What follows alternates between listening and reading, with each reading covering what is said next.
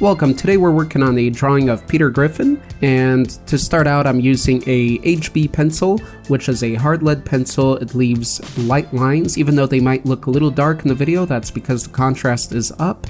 The lines are in fact lighter and they're easy to pick up. So I like to use this pencil to draw the initial sketch, and if you notice, that's what I'm treating the drawing as at the beginning.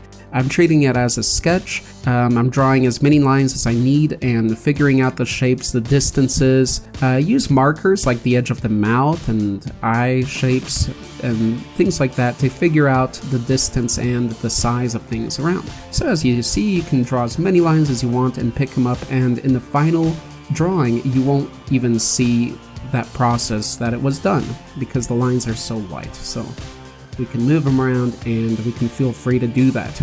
And there we go. So once you got that down, I have to say and remind the viewer or the artist, always clean up your lines at this point, especially if you're going to be coloring or doing heavy shading. You want the lines as clean and thin as possible. Otherwise, the messiness, like for example the tongue there or the sideburn, will leave problems for later when you're coloring. So you want to leave them thin.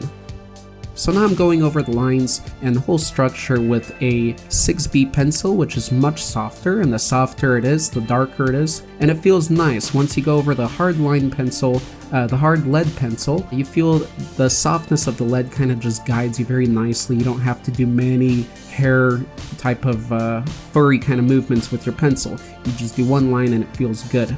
Clean up your edges again, clean up all the areas, and I should have better cleaned up the tongue area. Now we're going to start coloring, and I have to tell you ahead that I'm a little bit unhappy because during the recording, the filming of the coloring process did not get filmed. So you can just see the start out part here, but it's pretty self-explanatory. I left two areas open on the left and right, as you see. As those get filled out, the left didn't get filled out as much as that's a highlight, and on the right you fill it out with a darker color that goes with the skin tone. I was using pretty cheap, probably average or below average colored pencils for this, so the pigment, the color of the pencil is not that strong. They're not great for layering at all, so keep it light until you figure out what colors you need. And I didn't have a great color assortment either, so if you have better assortments of colors and better pencils, your picture should be even greater. And that's the sort of the point of these tutorials and time-lapse sketches, is to use materials that most people have and to see what we can create. And therefore, if you have better materials, your end product should look even better. Hope you enjoyed watching, and let me know what you would like to see next.